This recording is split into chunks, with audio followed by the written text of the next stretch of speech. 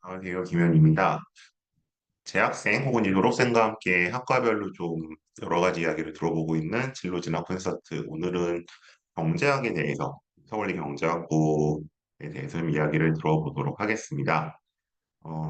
오늘 이제 요 이야기를 들려줄 학생은 이제 학생은 아니죠. 졸업하고 직장인이 됐는데, 예, 좀 바쁜 시간을 내서 오늘 좀 그거를 준비를 해줬고요. 저랑 같이 또 입시를 준비할 때는 면접을 좀 했던 그런 학생입니다. 그리고 제가 알고 있는 바에 따르면 뭐 이제 경제학부 재학 시절에 또 학과를 여기저기 알리는 그런 역할도 많이 좀 했던 것 같아서 오늘 소중한 시간을 좀 많은 이야기를 들을 수 있을 것 같습니다. 준비된 자료를 한 3, 40분 정도 아마 설명을 해줄 것 같고요. 그리고 이제 궁금하신 점들은 DM이나 그 채팅창으로 남겨주시면 네, 뭐 후반부에 조금 한꺼번에 답변을 드리도록 하겠습니다. 네, 그러면 시작해 주세요. 네, 안녕하세요. 잘 들리시나요? 네, 잘 들립니다. 네네, 감사합니다. 그러면 일단 슬라이드 띄워드리겠습니다. 먼저 시작하기 앞서서 일단 소개해 주신 대로 저는 서울대 경제학부에 17학번으로 입학을 했고요. 그 성적 이제 우수 장학금 받고 이제 최우등 졸업을 하기도 했고 현재는 사기업 투자팀에서 근무를 하고 있습니다. 일단 과천외고에 재학하면서 당시에 수시로 서류 6군데를 스카이 포함해서 합격을 했었고 수능 전에 결과가 나오는 연고대 특기자 전형 그리고 서울대 학교 면접까지 총 3개 면접을 보고 이제 합격을 하게 되었었습니다. 일단 제가 입시 준비를 할 때 모교에 방문해서 설명회를 가져주신 선배님들, 그런데 조언이 굉장히 많이 도움이 됐던 기억도 있고, 또 김현 쌤 포함해서 이제 많은 선생님분들께서 그런 조언 같은 것도 되게 도움이 많이 됐었고요. 또 나름 미리미리 최선을 다해서 준비를 했다고 생각했는데도 좀 이런 건 미리 알았으면 좋겠다던 부분들이 있어서 그런 부분들을 좀 더 미리 알려드리면 좋겠다는 생각에 김현생 덕분에 이렇게 좋은 기회를 갖게 됐습니다. 물론 제가 지금 졸업했고 17학번이다 보니까 좀 최신 입시 정보는 선생님께서 좀 더 자세히 알려주실 수 있겠지만 저는 경제학, 경영학, 그리고 통계학을 골고루 공부해보고 그러고 나서 이제 사회에서 나와 보니 이게 어떤 의미가 있었는지 또 각각의 차이는 무엇인지 그런 것들에 대해서도 좀 더 자세히 설명을 드릴 수 있을 것 같습니다. 그래서 먼저 진행을 해보면 일단 총 파트는 크게 6가지로 분류가 되어 있는데요. 이 중 이제 후와 왓에 관한 내용은 서울대 상경 그리고 그 중에서도 경제학부를 왜 선택하는가에 대한 이유가 될 것 같고요. 또 하우와 와이 파트는 서울대 경제학부 입시를 어떻게 준비하는지 그리고 마지막 2가지는 서울대 경제학부에 실제로 입학하고 나서 고려하게 되는 사항들을 위주로 정리를 해보았습니다.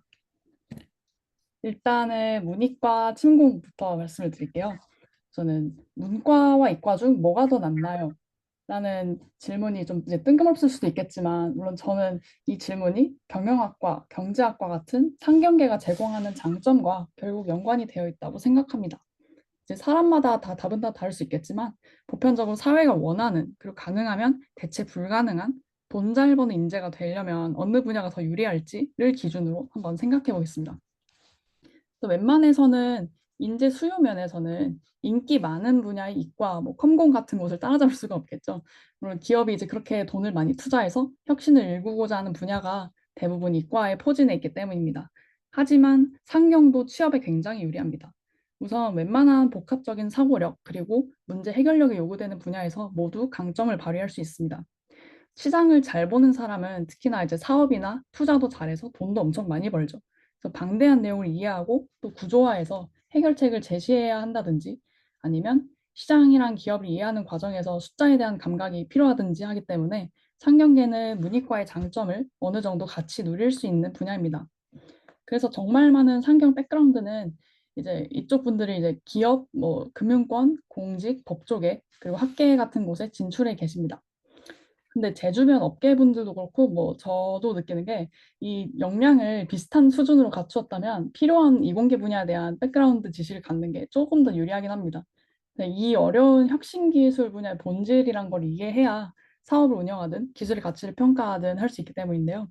물론 이제 융합형 사고력, 시장에 대한 감각이라는 거를 갖추기도 어렵고 그것만으로도 메리트가 주어지지만 이제 혁신을 어느 정도 주도할 수 있는 그런 이과적인 역량을 함께 가질 수 있다면 이제 더더욱 좀 대체 불가능한 인재가 되는 데 가까워지지 않을까 생각을 합니다. 일단 특히 다가오는 시대에서 이공계 쪽 분야의 그런 지식들은 더더욱 게임 체인저가 되고 있는데요. 예전에 알파고도 한창 논란을 일으켰었지만 이제 챗 GPT 그리고 연이어 나온 좀 더 개선된 버전의 GPT-4만 보아도 이제 AI한테 빅데이터를 학습시키고 그리고 상당 수준의 지성을 갖추게 하는 데에는 이제 시간이 얼마 필요하지도 않습니다. 그래서 앞으로는 AI를 지배할 수 있는 인재, 그리고 AI에 대체될 수 있는 인재로 갈릴 것이라는 평이 굉장히 많습니다. 하지만 이게 학습 가능한 범위를 보면 생각보다 지금 인기 있는 직군도 뭔가 본인이 특출나게 뛰어난 게 아닌 이상 언제 대체될지 모를 수도 있게 되는데요. 예를 들어서 뭔가 방대한 지식을 머릿속에 담고 꺼내야 하는 일도 AI가 해주고 또 생각하고 있는 개념을 구조화해서 풀어주는 일도 AI가 해줍니다. 그만큼 저희가 복합적이라고 믿었던 그런 사고력이 필요한 일도 엄청나게 고차원적인 게 아니고 AI가 대체할 수도 있다는 건데요. 실제로 주변 얘기를 들어보면 예를 들어서 변호사들이 작성을 도와주는 그런 뭔가 어떤 계약서 같은 것들도 웬만한 실무에서 통용되는 수준으로 챗 GPT가 작성을 해줄 수가 있고 또 일정 법칙 하에 수행해야 하는 복잡한 작업, 이를테면 좀 보통 수준의 개발자 아니면 회계사들이 하는 그런 일들도 언젠가는 대체가 될 수 있다는 그런 의견들이 종종 있습니다. 물론 앞으로 어떻게 될지 아무도 모르겠지만 문이과 구별 없이 이렇게 대체될 가능성이 있는 직군이 있다면 더더욱 뭔가 대체 불가능한 장점을 개발을 해야 되고 그러려면 현재 게임 체인저를 어느 정도 지배할 수 있는 능력 그리고 전체 게임판을 능력이 더 중요하다는 생각이고요. 그래서 더 장기적으로 보았을 때 이제 사회 흐름을 또 시장 흐름을 어느 정도 주도적으로 읽을 줄 알면서도 그렇게 똑똑한데 AI 본질까지 이해를 한다면 어, 더더욱 좀 네, 경쟁력이 있는 인재가 될 수 있을 것이라고 생각합니다. 그래서 제가 생각하는 서울대학교 경제 특히 상경계 쪽의 이점이랑 요건은 일단 여기는 배우는 내용 자체가 이미 문이과적인 사고력을 기본으로 요구하기 때문에 좀 그런 복합적인 사고력 그리고 시장에 대한 감각을 어느 정도 증명하는 셈이고요. 또 경제학부랑 경영대학 이 두 가지 위주로 설명을 드리자면 경제, 경영 모두 필수로 이수해야 하는 과목에 수학 과목이 있고 그리고 그 과목을 들어야지만 다른 전공 수업에서도 전반적인 수학 내용을 이해할 수 있습니다. 특히 수식과 그래프가 난무한 경제학이 좀 그렇고요. 그리고 그 과정에서 컴퓨터 공학이나 통계학 같은 것들을 함께 배우고 관련 경험들을 쌓는다면 더더욱 혁신을 활용하는 인재에 가까워질 수 있겠죠. 그래서 서울대학교 경제 아니면 경영학부에서도 교수님들께서 이런 필요성을 좀 인지를 하고 계시고 실제로 통계학이나 코딩 같은 것들이 필수 아니면 선택 교육 과정에 포함되어 있습니다. 그래서 그 내용들은 아래와 같고요. 어, 그리고 서울대학교 상경계에서 특히나 문이과 메리트를 모두 확보하기 위해서는 결국 사회랑 시장에 대한 관심 그리고 수학적인 역량이 모두 뛰어나야 합니다. 그래서 이게 이제 메리트를 갖는다는 게 결국 이런 이과적인 역량을 포함해야 한다는 그런 요건이 되기도 하는데요. 일단 수시 일반 전형에 사회과학이랑 수학 문제가 한 문제씩 출제가 되고 그리고 서류 전형에서도 수학 내신 등급 같은 것들이 꽤 중요할 수 있습니다. 물론 이제 면접에 나오는 수학 문제 난이도는 제가 최근 기출을 살펴본 바로는 좀 과거 엄청 난해한 증명 문제 이런 것들에 비해서는 그래도 현재 교육 과정을 따라가기만 하면 어느 정도 쉽게 풀 수 있는 편이고요. 근데 그럼에도 불구하고 좀 나중에 여기에 재학하게 되셨을 때도 그러니까 커리큘럼을 원활하게 이수한다든지 아니면 학점을 잘 관리한다든지 향후 진로를 진출할 때 좀 문이과 장점을 다 쓰고 싶다면 그러면 수학적인 역량도 최대한 갖춰두시는 것을 추천합니다. 특히 이제 타대랑 다르게 서울대학교 상경계 쪽은 커리큘럼이 좀 되게 타이트한 편이고요. 그리고 이과 수준의 수학까지 다루는 편이어서 더더욱 수학 측면에서 난이도가 있을 수 있습니다. 예를 들어서 좀 이제 여담이지만 그 연세 원래 이제 스카이 중에서 타대 경제학과에서 수업을 듣던 친구가 서울대 경제학부로 재수를 해서 오게 됐어요. 근데 이제 그 친구가 타대에서는 뭐 2학기 동안 듣던 거를 여기서는 왜 1학기 안에 몰아듣는 거냐.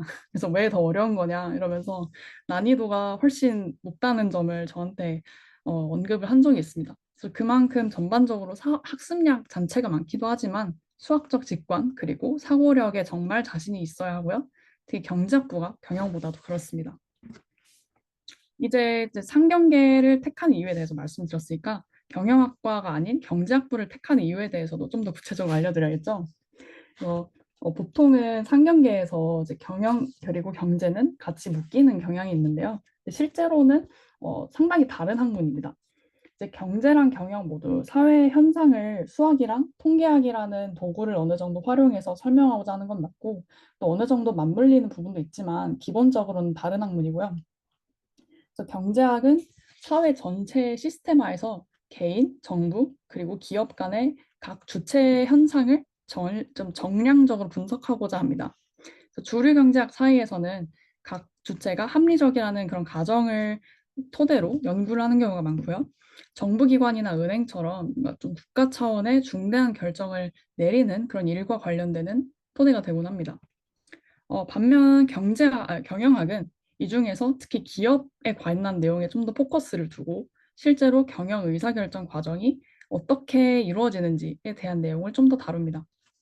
그래서 진출하는 분야도 보면 경제학은 공직이나 법 쪽에 아니면 경영학은 사기업 위주인 경우가 많고 금융 같은 경우에는 경제 경영 둘 다 연관이 되어서 양쪽이 꽤 많이 진출하는 편이지만 경제학부는 금융공기업 그리고 경영학과는 사금융 분야로 좀 더 많이 가는 것 같습니다. 특히 역사적으로 경제학부가 행시, 특히 재경직 그리고 로스쿨에 최다 합격자를 배출해 왔다고도 하는데 실제로 제가 봐도 근처에 로스쿨이나 행시를 준비하는 사람이 제일 많았던 것 같습니다. 또 과별 분위기도 상당히 다른데요. 경제학부는 개인 과제랑 시험 위주인 경우가 많고 학생들도 되게 개인주의적인 편입니다. 그리고 수학적인 모델에 의해서 뭔가 약간 아름답게 설명되는 그런 경제학 이론을 배울 수 있다 보니까 이제 사회에 관한 내용으로 좀 이과적인 걸 희열을 느끼고 싶으신 분은 저는 굉장히 추천을 드리고요. 그러다 보니까 통계학과랑도 접점이 많은 편입니다. 반대로 경영학부는 이제 기업 위주이다 보니까 효율적인 협력도 엄청 강조하는 편인데요. 그래서 좀 어떤 수업이든지 팀플 바친 경우가 많고요. 그럼에도 불구하고 이제 과제, 리포트, 시험까지 상당 수준 리소스 투입을 요구하는 경우가 많습니다. 하지만 그만큼 학생들 간의 끈끈한 유대를 형성하기도 하고 또 내용도 매우 뭐지 배우는 내용도 너무 많다 보니까 그만큼 좀 어느 정도 기업에 취업을 할 때 상당히 인정을 해주는 편이고요. 그리고 이제 경쟁은 치열하지만 이제 사금융 취업에 유리한 그런 학회가 다수 포진해 있기도 하기 때문에 이것은 물론 경제나 경영 상관없이 다 가입을 할 수 있지만 사금융 쪽에 관심 있는 학생들은 많이들 들어가고자 하는 것 같습니다. 어쨌든 그래서 경제학부는 결론적으로 문과 헤비한 공직 그리고 법쪽 진로 이런 것부터 이과 헤비한 통계학 관련 진로까지 폭넓게 택할 수 있기 때문에 문이과 난 아직 못 고르겠다. 근데 일단 경제학은 재밌는 것 같다 하는 학생들은 보통은 경제학부에 먼저 들어와서 배우다가 필요하면 경영학이든 통계학이든 이제 원하는 전공을 병행하면서 진로를 정해 나가는 것을 추천드리는 편입니다. 그래서 일단 여기까지면 우선 서울대학교 경제학부를 택한 이유에 대해 좀 설명을 드린 것 같고요. 여기에서 일단 어떻게 준비를 해야 하냐도 중요하겠죠. 그래서 하우에 대해서 말씀을 드리자면 일단은 들어오는 질문 중에 그 상경이랑 통계 동아리 중에 어떤 걸 택하면 더 좋을지에 관한 내용이 있던 것 같아요. 그래서 결론부터 말씀드리자면 저는 일단은 동아리뿐만 아니라 어떤 입시 준비에서든 본업에 충실하는 게 그러니까 상경 쪽에 집중하는 게 좀 더 중요하다고 생각합니다. 일단 경제학부에 들어가고 싶다면 경제학에 관심이 있는 이유가 뭔지부터 명확히 하고 그리고 배우고 싶어서 이거 어떻게 뭐 습득을 해봤고 시도를 해봤고 응용을 해봤는지 이런 것들을 보여주는 그런 활동부터 저는 되는 대로 많이 진행을 할 것 같아요. 그러고 나서 여유가 남는다면 그때 뭐 확률과 통계를 배우는 과정에서 고등학교 수준에서 이런 통계학적인 개념을 심화적으로 학습해 보려고 뭔가 하는 활동들을 진행을 해볼 것 같습니다. 아니면 뭔가 이걸 코딩상으로 실제로 뭐 어떻게 하는지 뭔가 본인이 뭔가를 해봤다 할 수도 있겠죠. 무슨 통계학적인 분석 방법론은 근데 그럼에도 불구하고 이제 경제학부의 교육 과정에서 얼마든지 연구의 수단으로서 배울 수 있기 때문에 그래서 고등학교 수준에서는 뭐 그렇게 전문적으로 들어갈 것도 없어요. 그래서 이제 배보다 배꼽이 좀 더 커지는 일이 될 수도 있다고 저는 생각합니다. 그래서 너무 통계에만 집중한다면 이게 왜 통계학과 안 가고 경제학부 지원했어요? 할 수도 있는 일이거든요. 근데 그래서 경제학 수학 학습을 만약에 이제 충분히 진행한다면 이제 그러고 나서 뭐 이걸 실제로 데이터를 수집해 가면서 경제학 학습을 뭔가 하고 싶었다, 코딩을 해보고 싶었다 하는 정도면 저는 괜찮을 수 있을 것 같습니다.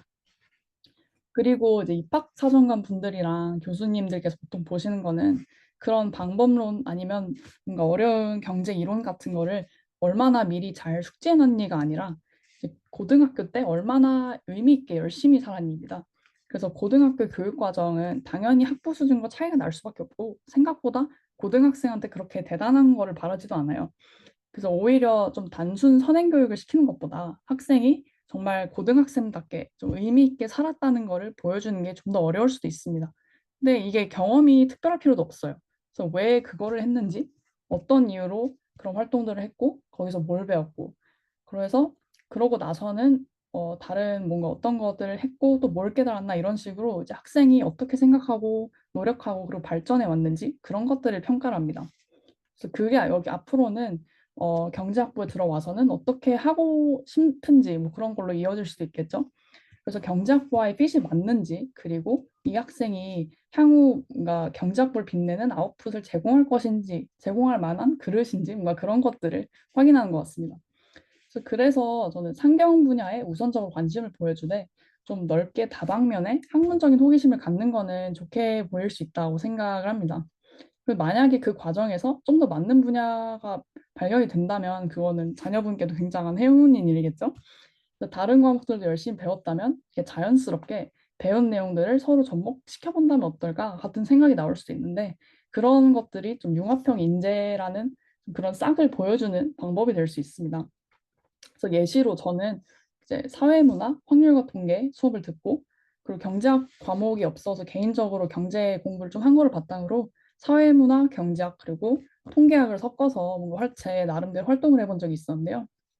예를 들어서 사회문화 과목에서 배운 내용을 바탕으로 제가 가설을 세우고 그리고 거기에서 배운 양적 연구 방법을 활용해서 어떤 대상을 조사하고 또 통계 결과를 좀 비판적으로 해석하는 방법에 관한 책도 읽어가면서 교내 학우들의 어떤 소비 행태에 관한 분석을 했고 그리고 이거를 토대로 소논문을 작성해서 수상을 했다. 그런 내용을 자소서에 적기도 했던 것 같습니다.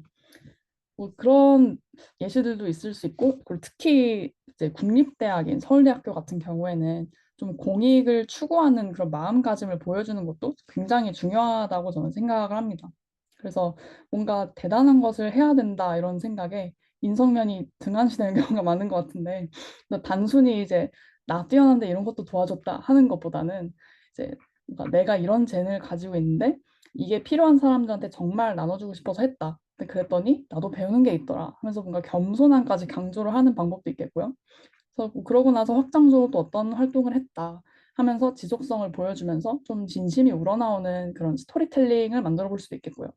그래서 이런 식으로 이야기거리를 만드는데 동아리 활동만 한 게 없다고 저는 생각을 합니다.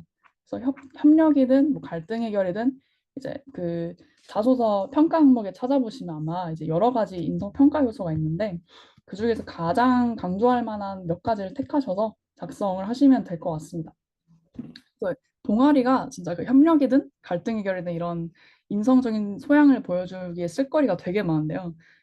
이런 활동도 가능하면 좀 바쁜 입시 시기에는 일석이조의 형태로 하는 게 좋겠죠. 그래서 학생이 자기가 어, 예를 들어서 어떤 재능이 있는데 이런 게 필요해 보이는 사람들이 뭐 있어서 이걸 정말 나눠주고 싶어서 이렇게 했다 뭐 이런 식으로 그러니까 이어나가는 방법이 있는데 저 같은 경우는 예를 들어서 상경학술 동아리 2개 그리고 도서부 동아리 하나 그 다음에 봉사 동아리 하나를 진행을 했었는데요. 일단 상경 쪽에서는 1, 2학년 때 경제 지식을 습득하고 그리고 응용해보는 학술 활동을 했었습니다. 물론 이렇게 거창할 필요도 없는 게뭐 그냥 주제별 예를 들어서 ESG 경영이라든지 그런 토론 같은 거를 한 적이 있었고 그리고 게임 이론의 죄수의 딜레마라는 그런 내용이 있는데 그런 걸 간단히 배워서 실제로 이럴까 하고 학생들이랑 서로 그러니까 좀 한정된 소통 환경에서 배팅을 해보는 그런 게임 활동을 하기도 했었고 이제 그런 식으로 그러니까 직접 활동을 여러 가지를 해본다. 그리고 거기서 뭔가 자신이 어떤 의미를 발견한다의 의미가 있는 것 같고요. 그리고 3학년 때는 제가 2학년 겨울에 테셋을 취득을 한 적이 있어서 그 지식을 바탕으로 테셋을 준비하는 1, 2학년 후배들한테 수업을 진행해 준 적도 있습니다. 그리고 도서부 동아리 같은 경우에는 이제 1, 2학년 때 진행을 했었는데 이게 이제 기본적으로 좀 다독을 한다는 인상을 주기에도 되게 괜찮고 실제로도 인문, 사회, 자연 그런 분야 가릴 거 없이 책들을 많이 읽을 수 있었어요. 그래서 이제 나중에 이게 생기부 독서 활동을 쓰기에도 충분히 편하게 되는 이제 그런 활동이었던 거고 그리고 이제 점심시간, 저녁시간마다 제 공부를 하면서 자리를 지키면서 뭔가 대출 반납을 도와준다든지 그 좀 간간히 조금씩 봉사 시간을 확보하기도 하고 그런 식으로 해서 다른 이제 영한 한영 편지를 번역하는 그런 컴패션이라는 단체랑 진행했던 봉사 동아리랑 같이 그 봉사 시간을 거의 한 170시간을 넘게 인정을 받았었어요. 그래서 입시 준비에도 이제 단순히 뭔가 경제 지식 습득 그런 것뿐만 아니라 그러니까 각종 분야를 탐구를 한다든지 아니면 자기 학습 능력과 동시에 인성 부분을 어필을 한다든지 하는 식으로 여러 가지 점을 찾을 수 있는 그런 활동을 찾으시면 더더욱 좋을 것 같습니다. 어, 어쨌든 이렇게 우선만 네, 질문을 네, 몇 개만 좀 하고 갈게요. 지금 계속 네, 잠깐 앞 슬라이드로 우리 가보면 네네, 그래서 여기 상경 학술 동아리에는 경제학과 가는 친구도 있고 경영학과 가는 친구도 있잖아요. 네네. 이제 뭐 그럼 이제 보통 이렇게 경영을 목표로 하는 친구와 뭐 경제를 목표로 하는 친구들이 주로 뭐 보고서나 발표에서 주제가 어떻게 다르게 잡히나요? 혹시 뭐 그런 좀 아, 경험담이 있거나 예, 알려주세요. 부제라는 게 그 뭔가 상경 동아리에서 활동을 할 때 말씀이신가요? 네, 그 예를 들어서 우리가 이제 우리는 좀 아직 고등학교 단계까지나 부모님들은 이제 되게 1대1로 매칭이 돼야지 분명하니까 ESG나 그거는 경영학과 가는 애들이 하는 거 아니야? 이제 이런 식의 보통 리액션이 나오거든요. 이제 아, 그런 네네네. 식으로 뭔가 달라지는 게 있나요? 어, 일단 기본적으로 아무래도 고등학교 때는 오히려 이제 경제랑 경영 관련 활동을 둘 다 해보는 게 그것도 이제 본인이 경제학이랑 경영학 관련 차이를 인지하고 여러 가지 분야를 탐구했는데 불구하고 여기를 골랐다는 인식을 주기에는 큰 무리가 없을 것 같고요. 어, 근데 그 중에서 특히 ESG 경영같이 뭔가 어, 경제랑 경영 각각이 고르는 주제가 어떻게 다를지 말씀이신가요? 그러니까 뭐 이제 내가 예를 하나 들어보면 이제 뭐 ESG도 있고 아니면 이제 뭐 빅데이터를 가지고 뭔가를 그럼 나는 관심이 있어서 뭔가 해보고 싶어. 그럼 이제 그럼 경영학과 용으로 뭔가 만드는 스펙 활동은 어떤 게 나오고 보고서나 발표는 경제에서는 빅데이터를 가지고 어떻게 다르게 접근하는지 혹시 그런 예를 좀 들어줄 수 있을까 해서요. 아, 어, 음, 저는 일단은 경제 같은 경우에는 빅데이터를 고등학교 수준에서 활용할 만한, 어, 만약에, 만약에 뭔가 빅데이터 정말 수집을 해서 활용할 수 있다 치면, 예를 들어서, 어, 경제 쪽 같은 경우에는 뭔가 어떤 사회 현상이 발생을 했어요. 그러면 그때를 기점으로 어떤 특정 뭐 물가 수준이라든지 아니면 환율이라든지 그런 변수가 얼마나 변했나 뭐 그런 거에 대한 그러니까 좀 개인적인 분석도 진행을 해볼 수 있을 것 같고 그럼 특히 좀 경제 쪽은 아무래도 뭐 국제 경제라든지 아니면 그냥 단순히 국가 안에서도 정부가 어떤 걸 펼쳤다든지 아니면 어떤 기업이 무슨 일을 저지르고 났더니 그 어떤 법이 입법화됐다. 여러 가지 그런 이슈들이 있겠죠.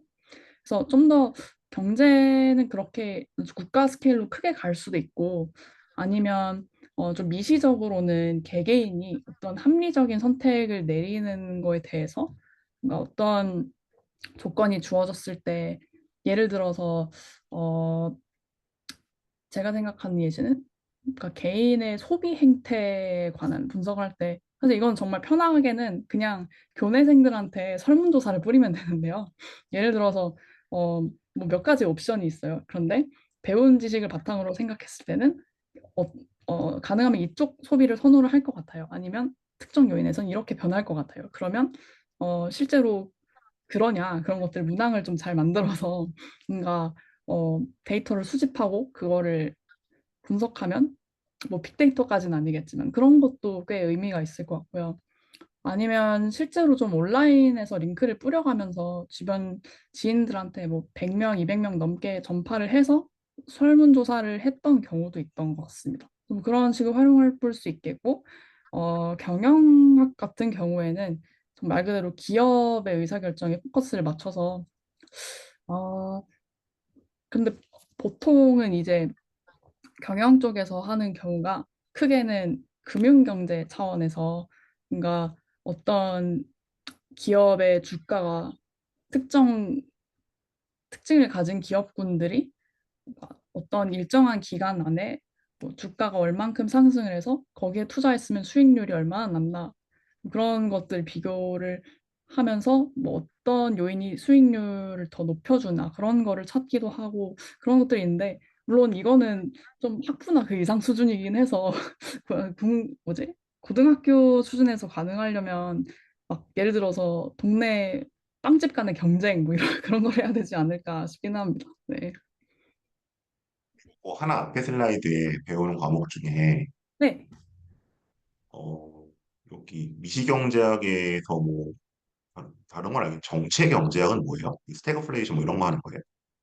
아, 저게 결국은 어, 그러니까 정부가 좀 아, 진짜. 네네네 정부의 어떤 의사결정이 이제 어떻게 영향을 미치는지 좀 거기에 관련이 있습니다. 특히 미시경제학 쪽이 이제 개인, 기업, 국가 그러니까 정부 각 세 가지의 주체 의사결정 네, 그런 것도 다 다루기 때문에 그리고 그 잠깐 뭐 빼먹고 말씀 안 드렸지만 이 산업조직론 같은 경우에는 특히 막 반독점법 같은 거 있죠. 이제 그렇게 그러니까 정말 시장에서 기업 간의 경쟁 차원에서 어, 좀 독점을 금지하는 그런 법 관련 내용이랑도 관련이 있기 때문에 그래서 이쪽에서 좀 흥미를 느낀 학생들이 실제로 산업조직론 연구라는 좀 더 상위 과목을 듣고 아예 그 법경제학이랑 같이 저기 로스쿨 쪽으로 많이들 빠지기도 합니다. 그래서 경제 백그라운드지만 이렇게 법적인 지식도 꽤 필요한 부분이기 때문에 또 이런 영역도 지금은 되게 어, 인재 수요가 많다고 들었습니다. 네, 알겠습니다. 아까 하던 데 계속 이어가 주세요. 네, 감사합니다. 네, 그래서 아까 제가 이제 그냥 그 왜 좀 가능하면 일석이조식의 뭔가 이득을 얻을 수 있는 그런 활동들을 위주로 해라. 좀 효율을 따져라 이런 걸 말씀을 드렸냐면 이제 이게 뭐 여러 가지 사례들이 있지만 좀 한 가지 사례를 말씀드리면 조금 이유 설명이 될 것 같은데요. 어, 이제 이때가 제가 고등학교 2학년에서 3학년으로 넘어가는 겨울방학이었고 그리고 이때 이미 이제 좀 한창 수능 뭐 외국어 뭐지? 수능을 준비하는 학생들은 뭐 외국어를 준비하기 시작하기도 하고 그러면서 표준 점수를 따는데 아랍어가 유리하다더라 하면서 아랍어를 준비하기도 하고 아니면 사탐도 생윤이 표준 점수가 더 잘 나온다더라 해서 그게 저희가 배웠던 과목이 아닌데도 불구하고 그걸 새로 배우고 있는 그런 친구들도 있었고요. 또 제가 이제 중국어과였다 보니까 기본적으로 HSK 자격증을 다들 한 5, 6급 정도까지는 따는 그런 경향이 있었어요. 그래서 이런 식으로 각각 뭐 수시든 정시든 좀 아니면 외국어 특기자든 뭔가 다른 전형들을 준비를 해가고 그러면서 어떤 학생이 이걸 했다더라 하면 이제 아마 그 학생, 뭐 자녀분들도 뭔가 거기에 조금씩 휩쓸리거나 어느 정도 흔들리실 수 있는 좀 그런 경향이 있는데 근데 제가 말씀드리고 싶은 거는 이제 입시 준비에서 쓸 수 있는 리소스가 되게 한정돼 있기 때문에 고등학교에서 교육 과정을 이수하고 그 과정에서 내신, 수능 준비, 경시대회 준비, 뭐 비교과 동아리 활동, 뭐 그 외에 개인적으로 경제학 공부, 자격증 준비, 어학 점수 준비, 대외 활동 이런 것만 하기에도 이미 시간이 엄청 많이 쓰이거든요. 그리고 이제 고3이 다가올수록 좀 입시에 대한 압박감 그런 것도 되게 심하기 때문에 그럴 때일수록 더 좀 옵션들을 우선순위화해서 자신에게 필요한 것 위주로 취하는 게 되게 중요하다는 그런 생각이 들었었습니다. 그래서 저 시기 때만 해도 저는 일단은 테셋 경제 시험, 그 다음에 영어 자격증, 영어 시험 쪽에 좀 높은 성적을 확보하는 거에 집중을 하려고 하고 있었는데요. 이미 이 두 가지만 해도 하루에 거의 반나절씩을 두 과목에 다 할애를 해야 됐고, 그래서 나머지 한 두세 시간, 네 시간 안에는 이제 수능 수학이랑 국어를 좀 현상 유지를 하는데 되게 바쁜 시기였습니다. 그래서 그렇게만 집중을 하고 이제 그 외에 뭔가 아랍어, 생윤 아니면 HSK 5, 6급 이런 거는 포기를 했었는데요. 그러고 나니까 그 당시에는 이제 그 좀 소수의 활동에 집중을 하면서 테스트도 S급을 딸 수 있었고 영어 자격증도 고급 영어 쪽을 서울대에서 인정을 받을 만큼 꽤 높게 성적을 올릴 수 있었고요.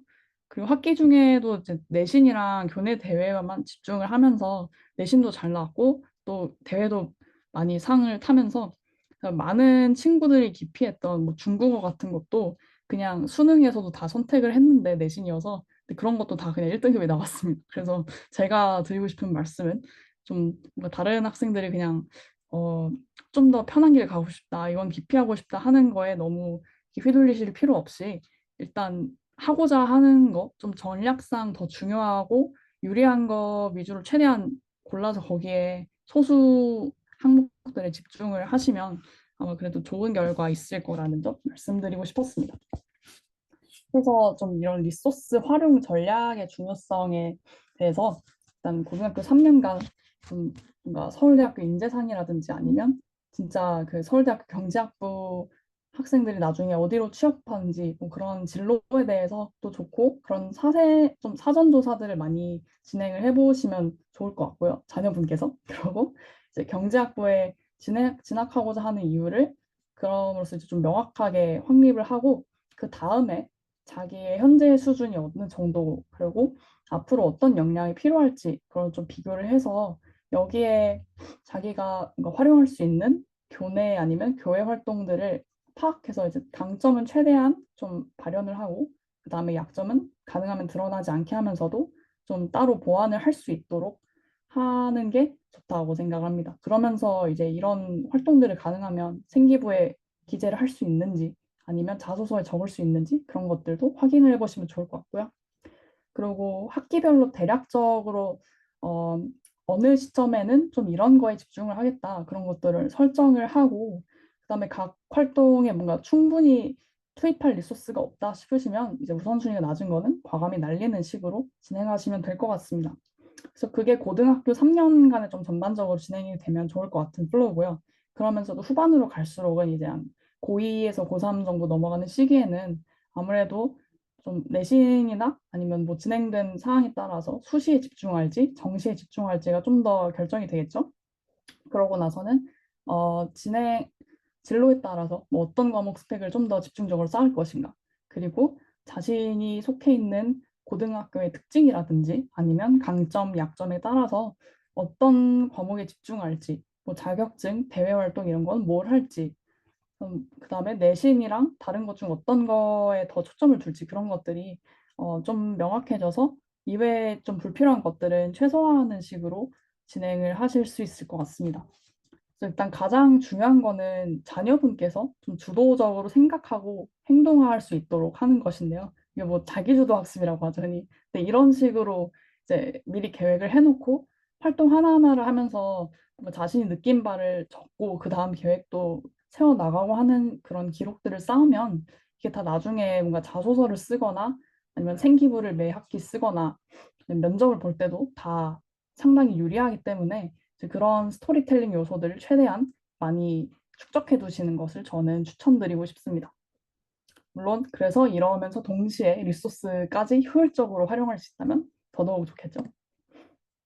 그 다음이 이제 서울대학교에서 특히 뭐 경제학부를 준비하려면 확통 미적분을 결국 둘 다 이수를 해야 되냐, 그리고 이 두 과목을 선택을 해야 되냐에 대한 질문이었던 것 같은데요.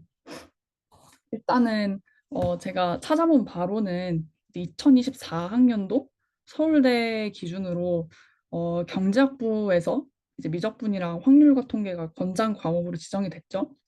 그리고 이게 권장으로 지정이 됐을 뿐만 아니라 이제 이거를 고등학교를 재학하면서 들었는지, 그리고 실제로 성적은 어땠는지까지 어느 정도 영향이 갈 수도 있다는 그런 기사를 보았습니다. 근데 이제 이게 실제로 그 입시 과정에서도 뭔가 평가에 정말 핵심적인 요소냐 아니냐를 떠나서 저는 이제 이게 경제학을 배울 때, 경제학부에 들어오셨을 때, 이제 기본적으로 그냥 내용을 따라가는데 가장 기본이 되는 지식이고, 그래서 이거를 잘할수록 좋다는 말씀을 드리고 싶어요. 그래서 경제 수학에서도 기본적으로 이제 이과 수준까지 요구를 하게 되는데, 과거 되게 제가 고등학교를 다니던 시절에 이과 수학에만 있던 막 삼각함수, 행렬 이런 내용들이 어, 실제로 학부에 가니까 나오더라고요. 그래서 결국은 거기서 공부를 다 하고 잘해야 됐고, 그리고 학부의 이과생이 배우는 내용도 뭐 선형대 수학이라든지 해석계론이라든지 좀 난해한 것들이 다 포함이 됩니다. 그래서 기본적으로 이과 수준이라고 보시면 되고, 경제통계학도 마찬가지지만 물론 이제 막 고등학교 확통 수준에서 그치는 난이도가 있고, 교수님에 따라서 이과 수준의 뭔가 수학, 통계학적 직관을 요구하는 그런 꽤 높은 난이도의 수업도 있어요. 근데 이거는 물론 고르시면 되겠지만 어쨌든 기본적으로 수학, 특히 미적분이랑 확통은 기본적으로 듣고 알고 있어야 되고요. 이걸 알아야 실제로 어, 아까 그 수시 일반 전형 문제 보여드린 그런 거 같은 걸 풀 수 있고, 그리고 대부분 전공 수업 내용들이 이렇게 영어로 진행이 되기 때문에 기본적으로 영어 실력도 높을수록 유리하다는 점을 말씀드리고 싶습니다. 그래서 가능하면 웬만한 국영수는 정말 다 잘하시는데 특히 수학이랑 영어는 좀 더 잘하시길 바랍니다. 네. 그리고 어, 그 다음에가 이제 복전이랑 심전을 언제 결정하냐인데요. 나는 경제학부에서 좀 이수 표준 형태를 같이 살펴보면 일단 1, 2학년 때는 좀 강론 그리고 교양을 들어보면서, 그러면서 이제 그럼 각 경제학뿐만 아니고 경영학, 컴공, 통계학, 데이터 사이언스 뭔가 그런 각 분야의 그런 수업들을 들어보겠죠. 그러면서 2학년 때는 미시, 거짓, 경제 수학 같은 좀 세부 분야별 전공 과목들을 듣기 시작합니다.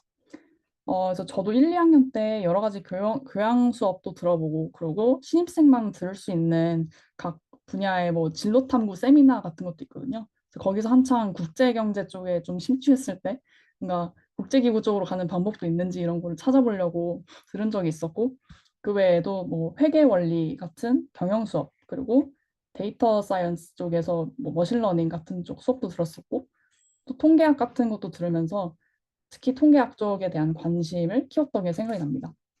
그래서 대부분은 2학년 때 관심 분야를 확립하고 2학년 2학기에서 3학년 1학기쯤에 복수 전공을 갈지 아니면 심화 전공을 갈지를 결정하는데요. 그러고 3학년 때부터 자신이 관심 있는 분야의 수업을 더 듣고 필요하면 관련 뭐 학회 활동도 하고 나아가서는 인턴십도 하고 그런 형태로 학부 생활을 지내게 됩니다. 그래서 저도 이때 한창 통계학 부전공에 진입을 했었고, 그러면서 이제 주식 채권 및 파생금융 상품이라는 수업을 들으면서는 실제로 금융 경제 시장에도 되게 관심이 많이 생겨서 그때부터 재무관리 투자론, 그다음에 회계 정보와 경영 의사결정 뭐 이런 경영학 쪽의 수업을 더 많이 들었었고, 그리고 뭐 디지털 플랫폼 경쟁 관련해서 신설된 과목인 디지털 경제 이런 것도 나중에 듣기도 했습니다. 뭐 금융권 인턴을 하기도 했고요. 그래서 한창 크립토 붐이 막일 때 그래서 암호화폐 관련 시장 관련 통계 분석을 하는 그런 졸업 논문도 작성을 했던 기억이 납니다. 그래서 만약에 1, 2학년 때 경제학 못지않게 뭔가 정말 좋아하는 분야를 찾으면 그러면 복수 전공을 하는 경우가 많고, 만약에 학위 인정을 받지는 않지만 리소스를 덜 쓰고 학위 논문도 하나만 쓰고 졸업하고 싶다 하는 경우에는 부전공을 택하고는 합니다. 그리고 보통은 이제 상경계열인 경제학만으로도 그래도 웬만한 메리트 인정을 받기 때문에 복전을 뭔가 경영 복전 많이 하는 탁과에 비해서 그렇게 많이 하지는 않는 편인 것 같고요. 근데 그럼에도 불구하고 뭐 경영학, 정치, 외교학, 컴퓨터공학, 통계학 같은 거를 복수 전공이나 부전공하는 경우는 많이 봤던 것 같습니다. 그리고 금융경제 연계 전공, 그리고 데이터 사이언스 연계 전공을 하는 경우도 있던 것 같고요. 보통은 이제 행시 준비에 집중하거나 아니면 금융공기업, 경제학 석사 이렇게 정말 경제학 집중적인 그런 분야를 생각하는 경우에는 심화 전공을 선택하곤 합니다. 네. 그래서 이렇게 그 강론을 들어보면서 뭔가 진로 탐색을 해볼 때 경제학부에서 뭔가 전공을 인정하는 학과 과목이 있어요. 그래서 이런 것들을 자녀분께서 들어보시는 것도 뭔가 진로 탐색에 도움이 될 것 같습니다. 그리고 일단 마지막으로 이제 경제학부 학생들이 그래서 결국 졸업하고 어디로 가느냐 관련 내용인데요. 일단은 어, 대다수의 학생들이 다 행정고시, 로스쿨, CPA 그리고 금융공기업 쪽을 선택해 왔었습니다. 그런데 이제 그거는 과거의 경우가 그렇고 현재의 경우에는 로스쿨이나 CPA 같은 전문직은 그래도 상당히 아직 인기가 있는 편인데 행정고시나 금융공기업 같은 경우에는 한창 제 때까지만 해도 꽤 많이 이제 준비를 했었지만 근데 최근에는 좀 이탈한 움직임이 되게 많아졌어요. 이게 제가 생각했을 때는 그 주변 얘기도 많이 들어보긴 했지만 뭔가 제공하는 보상의 효용 수준이 예전에 비해서 뭔가 명예라든지 아니면 나중에 퇴직하면 엄청 많이 받는 연금이라든지 그런 것들이 없어지고 그러고 오히려 막 이제 사기업 같은 쪽에는 예전에 비해서 보상 수준이 올랐어요. 그래서 돈도 많이 주고 복지도 되게 빵빵하고 한데 어 그러다 보니까 이제 행정고시 이런 공직이나 아니면 금융공기업 같은 데는 2개월 아니 그러니까 2년마다 완전히 자기 하던 직무랑 상관없는 뭐 단순 노동일 수 있는 거에 계속 로테이션이 돼야 되거든요. 그런 과정에서 어 이렇게 전문성이 사기업이나 사금융 쪽에 가는 것보다 그렇게 많이 안 쌓일 수도 있고 그래서 좀 여러 가지 불만들이 많이 생겨서 과거에 비해서 이탈이 좀 많아진 것 같습니다. 그래서 실제로 어, 한창 행정고시 잘 치고 재경직 쪽을 갔거나 아니면 다른 친구들 아니면 뭐 선배들만 봐도 거의 좀 약간 받는 임금에 비해 너무 일은 많이 시키는데 그게 되게 단순 노동적이니까 좀 되게 흔히 말하는 현타를 느끼는 경우가 되게 많고요. 그리고 한국은행 아니면 산업은행 이제 그런 곳을 붙은 사람들도 요즘에는 한 2년, 3년 안에 나가는 경우가 한 20%는 된다고 들었습니다. 물론 이건 카더라지만 좀 그런 움직임이 많이 생긴 것 같습니다.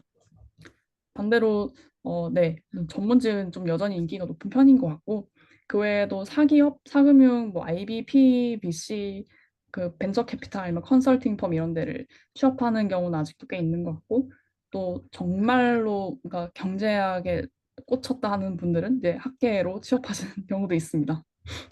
어, 근데 여기서 또 주목할 만한 트렌드는 아까도 말씀드렸지만 좀 이공계 쪽이랑 연관되는 쪽을 하고 싶어 하는 경우가 많아졌다는데요.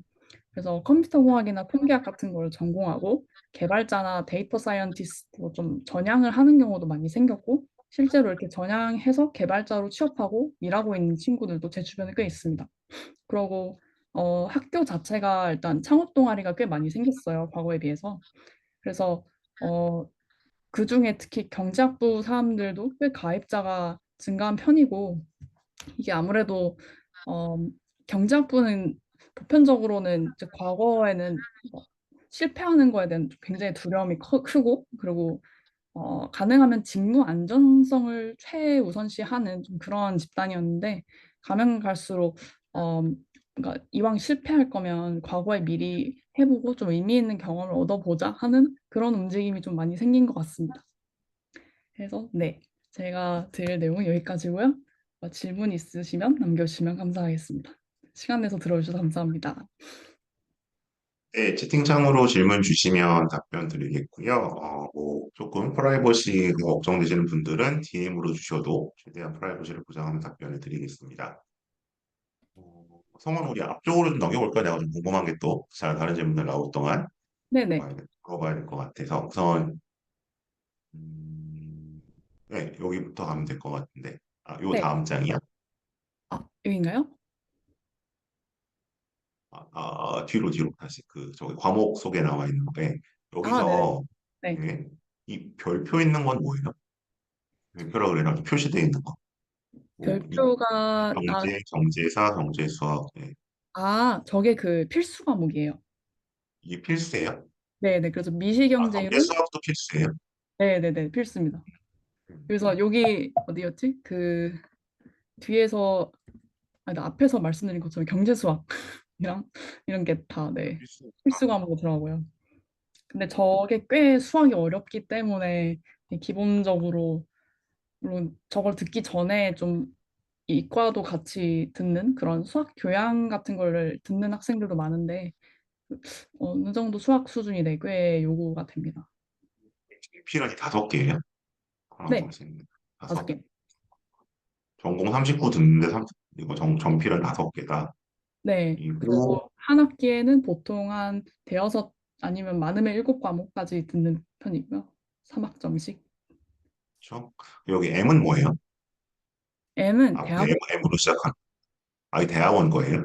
네, 대학원 건데, 이게 학사과정이라고요. 나 위에 제목이 붙어 있어가지고 이건 네, 대학원 수업이구나. 그런데 이제 학생도 들을 수 있어요. 그러니까 그 학부생도 음, 들을 수 있고 실제로 자교 대학원까지 이제 경제로 가면 그때 미리 이수해뒀다는 그런 학점으로도 인정받을 수 있습니다. 그 다음 슬라이드. 네, 그래서 이거는 다른 거가 뭐 입점되는 거였고, 네 하나만 더 뒤로요. 하나 더 뒤로요. 이거였는데 네, 아까는 공교 얘기를 해줬고, 네. 그럼 그 다른 과에서 경제학 복수 전공도 많이 하러 와요? 경제학 뭐 복전이나 보통 부전. 제가 본 경우는 막 다른 사회대 학생들 있잖아요. 예를 들어서 그러니까 그 정외과 학생이라든지 뭐 지리학과, 사회복지학과 이런 좀 사회대로 진학한 학생들 중에 경제학에 아직 미련이 있다 하는 학생들은 좀 이게 사회과학으로 기본적으로 결이 맞아서 그런지 꽤 많이 오는 경우도 있는 것 같고 또 아예 뭐 컴퓨터공학이나 통계학 이런 좀 자연 특히 그런 데이터 분석이나 개발 관련 학과, 특히 통계 쪽에서 좀 더, 자기가 하는 통계 분석에 경제 쪽 내용이 뭔가 더 흥미로우면 거기에, 네, 이제 복전을 하러 오는 경우가 좀 있던 것 같습니다. 그리고, 네, 여기 채팅을 보니까 질문을 주셨네요. 그래서 네, 고이맘님께서 그 문과라서 미적분을 안 한 경우에는 입학 전에 미리 공부를 하고 가나요? 라고 하셨는데 아마 이 경우는 제가 예상하기로는 그 수시 일반 전형 말고 뭔가 이제 학종 중에 그 일반고에서 가거나 아니면 직윤 아니면 정시 쪽을 말씀 주시는 것 같은데 만약에 어, 미적분을 안 하셨는데 그런데 이제 입학을 하게 되었다면 무조건 공부를 해두는 게 저는 유리하다고 봅니다. 이거는 가서 기본적으로 미적분 교양을 들으면서도 물론 저는 그래도 따라갈 수는 있을 거라고 보는데 그래도 그 정도로 이제 수학 성적을 뭔가 잘 받고 서울대 경제학부에 진학을 하셨다면 어, 네. 그런데 만약에 그 따라가는 과정에서 교양 성적까지 뭔가 다 잘 받고 싶다 하시면 최대한 미리 공부를 하시는 게 좋을 것 같습니다. 예를 들어서 뭔가 수학 뭐 현우진이나 뭐 이제 그런 인강이라든지 그런 거라도 들어보시면 그게 도움이 되지 않을까 싶고요. 그리고 Y님께서 탭스 800 미만의 경우 영어 1 필수라면 입학 전 탭스 성적이 제출이 필수인가요? 라고 하셨는데 이게 제가 기억하는 경우에는 어, 일단은 하면은 입학 전에 성적을 제출하거나 아니면 입학 전에 그 정해지는 탭스 시험 날짜가 있어요. 그때 응시를 아마 꼭 하셔야 되는 걸로 알고 있고, 그게 아닌 이상 나중에 제출해서 경신이 됐는지는 제가 좀 기억이 잘 안 나는데 한번 이번 확인을 해보겠습니다. 텍스는 이제 이게 입시랑은 사실 상관은 없는 거고 이제 네, 교양 영어 뭐 수업 들을 때 레벨을 네, 가르는 거잖아요. 그래서 이제 네, 네, 네. 800점 이상 성적표 있으면 이제 고급 영어, 옛날 고급 영어라고 그래. 지금 모르겠다 뭐라고 하는지 하여튼 그거 듣게 하는 거고 아니면 그냥 일반 하고 막 보호 용도로만 쓰이는 거죠. 그래서 이게 뭐 입학하고 탭스하고는 관련이 일단은 없는 것 같고 그리고 이제 네. 지금 발표자가 뭐 HSK 얘기도 하고 뭐 테센 얘기도 하고 이제 이거는 그 시절 17학번 시절에는 연고대 특기자 전형이라고 정말 무시무시하게 학교 외 활동을 시키는 게 있던 시절 얘기라 본인은 AP도 다 했죠 그때 AP 미시거시 이런 것들 다 하던 네. 시기라서 이제 그렇게 들어가 있는 거고 이런 거는 지금 입시에서는 어차피 다 제출할 수 없죠 학종이기 때문에 해서 그렇게 된 것 같고 그다음에 그 첫 번째 질문 관련해서 그 본인도 고교 교육 과정에서는 미적분이 없잖아요 더군다나 외고였으니까 어, 그런데 그 뭐였지? 이제 어느 정도 서울대 수학 문제를 그런 풀려면 미적분을 하긴 했을 거고 그 당시만 해도 그 저희가 그 2차, 아니 뭐라지? 2차 평면에서의 2차원 평면에서의 함수를 정적분하는 데까지는 미분적분 내용을 다 진행을 하긴 했었습니다. 네. 삼각함수 내용은 뭐 행렬 이런 건 없긴 했는데 그 정도의 미적분 내용은 있기는 있었고요. 네.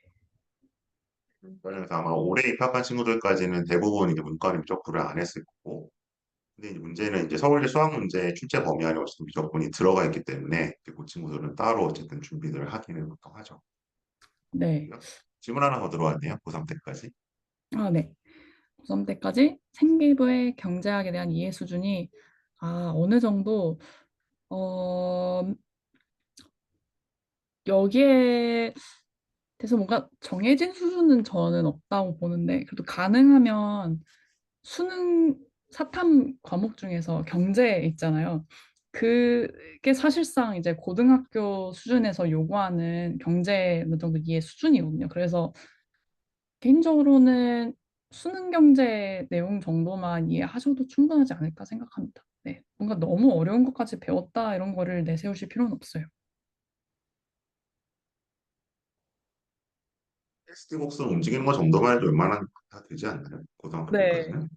네, 뭐 무슨 수요 곡선 있고 공급 곡선 있고 어떻게 움직이고 네, 그런 거다인데 그게 사실상 그 2학년도 아니고 그 1학년 경제원론 원투 쪽에 들어가는 내용이랑 좀 비슷하거든요. 근데 그 정도만 아셔도 네, 좀 다 충분한. 움직이는지, 손상해서 움직이는 건지 뭐 이런 것들만 얘기할 수 있어도 뭐 사실은 기본적으로 되는 것 같고. 네, 그냥 그런 개념 자체를 이해했다 정도만 해도 일단은 곧 대학교 들어와서 어느 정도 이런 수업들을 따라갈 수 있다 이런 증명이 되는 거기 때문에 거기 가능하면 수능 경제, 뭐 수능 특강이라든지 수능 완성이라든지 그런 책에 나와 있는 정보 아니면 가능하시면 뭐 교과서 같은 거 사 보시는 것도 괜찮을 것 같고요. 그런 내용 활용해 보시면 좋을 것 같습니다. 그리고 예전에 어떤 NQ의 경제 같은 것들 많이 봤었잖아요, 고등학생들이. 네. 네네네네. 그거는 괜찮은 것 같아요. 아니면 지금 생각하면 좀 아닌 것 같아요. 저는 개인적으로 그거 두꺼운 거 다 볼 필요 없다고 봅니다.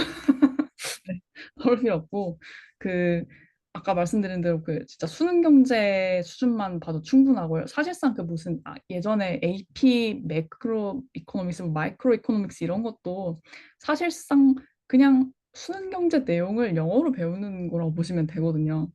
그래서 수능 경제 내용만으로도 충분하다고 보고 그러니까 그거를 어떤 방식으로 준비해야 할까에 관한 내용은 이제 만약에 경제학 수업이 없었다면 그래서 뭔가 학교 내에 교과 과정에서 그거를 어필하실 기회가 없으셨다면 예를 들어서 음, 사회문화라든지 아니면 확률과 통계 미적분 쪽이라든지 좀 관련 부분 내용에서 경제학 배운 거를 접목시킬 만한 방법이 있으면 그럼 그런 거 뭔가 활동을 학생이 알아서 해보고 이런 거를 그 교과 선생님한테 혹시 교과 세부 특기 사항에 추가해 주실 수 있냐 이렇게 물어보시는 것도 방법일 것 같아요. 아니면 아까 말씀드린 것처럼 동아리 같은 경우에는 뭐 교과 과정이 이걸 들었는지 아니었는지를 떠나서 그냥 학생이 어느 분야든지 되게 자유롭게 할 수 있기 때문에 그런 쪽에서 아니면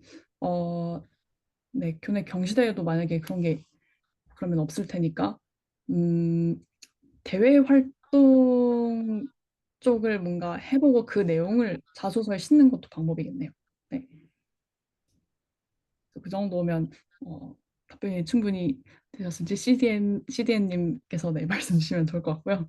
그리고 그 다음 질문으로 Y님께서 유적분을 선택해서 1등급을 못 받아도 선택한 것만으로도 유리할까요? 아, 이거는 물론 1이 나오면 좋지만 그래도 근데 이게 일반고랑 자사고 이런 데랑 또 조금 뭐 다를 수도 있겠지만 저는 막 2, 3을 받았다 해도 그래도 일단 미적분을 관심이 있어 선택하고 2, 3 정도만 받은 것만 해도 꽤 그래도 상위 성적이라고 생각을 하거든요.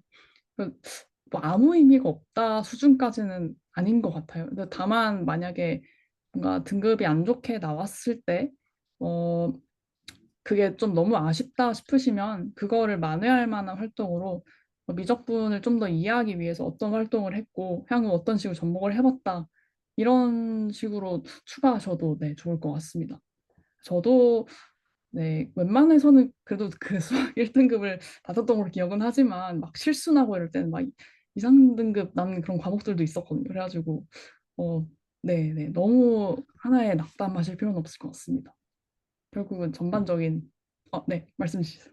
하면 어쨌든 지금 발표자는 제 기억이 맞다면 해당 학교에서 내신 1점대를 찍었던 약간 예외적인 학생이니까 좀 필터링을 해서 들으셔야 될 것 같고요. 전과목을 다 잘했던 걸 기억을 하기 때문에 이제 그 이 문제는 이제 이거죠. 이제 선택 과목으로 이게 들어오다 보니까 그리고 최근에 이제 이과 쏠림이 굉장히 심하기 때문에 문이과 다 있는 학교에서는 무조건 택했다가 사실 문과 출신이 1등급 받기 되게 어렵죠. 아무리 일반고라고 하더라도 그 얘기 때문에 나오는데 답변을 드리면 이제 이런 뭐 수학 관련 과목들은 자기 전 과목 내신보다 좋으면 됩니다. 그러니까 예를 들어서 이제 해당 학교마다 서울대 경제학부를 쓸 수 있는 내신대가 다 다른데 뭐 예를 들어서 이제 요 본인 소속 학교에서 일반고랑 보통 뭐 1.5 정도 작죠. 그럼 이제 그러면 당연히 면접분이 1등급이 나와야 될 거고요. 이제 그런 학교가 아니라 이제 뭐 한 2점대 중반이나 이 정도까지도 우리 서울대 경제학부 쓰는 학교다라고 하시면 2등급을 받아도 상관은 없겠죠. 이제 그렇게 이해하시면 될 것 같고 그리고 이제 예상 질문 그럼 미적분을 안 들으면 서울대 경제학부 다 안 뽑아주나요? 라고 물으시면 그렇지는 않을 거예요. 근데 나중에 뽑힌 학생들을 보면 아마 99% 미적분을 들었을 겁니다. 네, 이제 음, 이렇게 말씀드립니다. 네, 또 다른 질문 있으실까요? 네, 첨언을 그리고 드리자면 결국에 경제학부에 와서 이제 경제학을 이수하는 데 자체에 그냥 미적분이랑 확통은 진짜로 핵심이라고 보시면 됩니다. 그래서 사실상 이 내용을 소화할 수 있다는 그런 증명을 주는 게 어느 정도 저는 네, 유리하다고 생각이 됩니다. 이거는 뭐 최근의 얘기도 아니고 제가 대학 가던 24, 5년 전에도 비슷한 얘기를 제가 듣고 저는 이제 개인적으로 수학을 못해서 문과를 갔었기 때문에 경제학은 가면 안 되겠다고 판단을 했었거든요. 그래서 그 부분들은 좀 고민을 지금이나 예나 하셔야 될 것 같아요. 그 네, 아까 미처 질문을 못했는데 네, 그 하나 그 정말 그 요새 문성하다 그러잖아요. 문과 출신 인기 없다. 특히 취업 시장에서. 근데 네. 그 경영 경제를 정말 취업이 본인 느끼기에도 좀 환영받는 것 같아요. 상대적으로. 근데 이것도 어, 그러니까 일단 정말 아무것도 없이 서울대 경제 아니면 경영 타이틀만 봤을 때 그래도 국내에서 되게 선호되는 거는 맞긴 한데요. 근데 그럼에도 불구하고 진짜로 취업을 괜찮은 좋은데 인기 많은 대로 잘하고 싶다 이러려면 결국은 개인의 노력과 역량 나름입니다. 그래서 예를 들어서 경제학부 쪽만 해도 아까 말씀드렸지만 그 좀 과목이 이제 좀 공공부문 관련 내용이 많아요.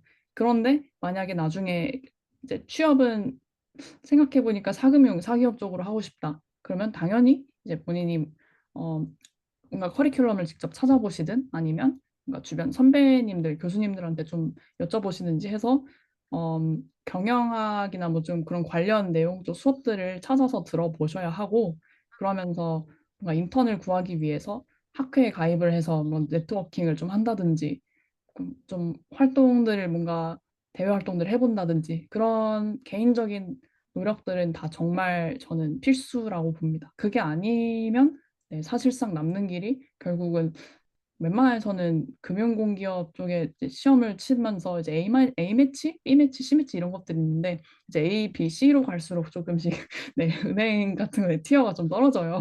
그래서 네, 그래도 웬만해서는 이제 다 A 매치 정도에 붙는 것 같은데 그래서 그런 정도로 생각하시면 될 것 같습니다. 반면 경영 쪽은 어, 기본적으로 학점이 막 2에서 3학점대가 된다 해도 그냥 수업 자체가 되게 빡세서 그런지 뭔가 학점을 취업할 때 그렇게까지 크리티컬하게 보지는 않았던 것 같아요. 그래서 제 주변에 보면 한 2, 이 후반이나 3초반이었는데도 취업해서 잘 다니고 있는 사람들 되게 많았습니다.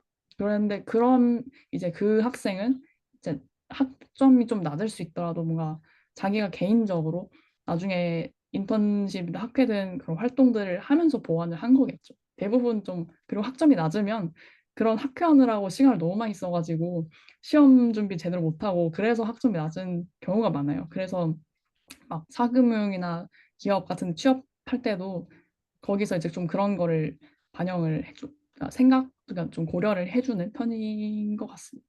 아무튼 결과적으로는 이제 대학 왔다고 끝난 게 아니고 대학 때도 결국 고등학교 때 이제 입시 준비를 하던 것처럼 이제 개인이 뭔가 그 시점 바이 시점으로 좀 이때는 어떤 걸 해야겠다, 이때는 뭘 해야겠다 그런 거를 계획을 세워 나가고 좀 실행을 해가면서 준비를 하시는 게 필요한 것 같습니다.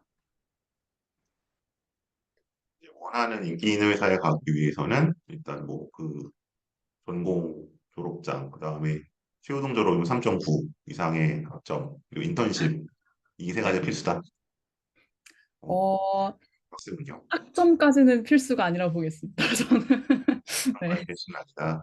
저는 사실 한 대학교 1, 2학년 때만 해도 아예 학계로 나가는 것까지 고려를 했었기 때문에 그러면 이제 바로 나가려면 사실 학점이 되게 중요하거든요.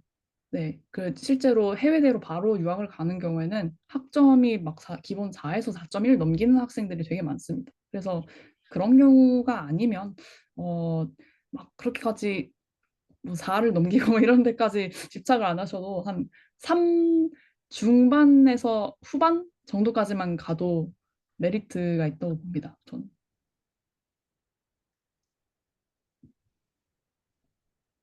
네, 뭐 다른 질문이 특별히 더 없으신 것 같아서 네, 워낙 설명이 완벽했기 때문에 궁금하신 게 다 해소됐다고 생각을 하고 네, 오늘은 이 정도로 마무리를 하도록 하겠습니다. 다음에 또 다른 전공에 대해서 또 다른 좀 들어보도록 할게요. 오케이, 성원 수고했고요. 우리는 뭐 다음 책 모임 때 볼 수 있으면 보도록 합시다. 네, 감사합니다. 네, 고맙습니다. 여기까지 하겠습니다. 네.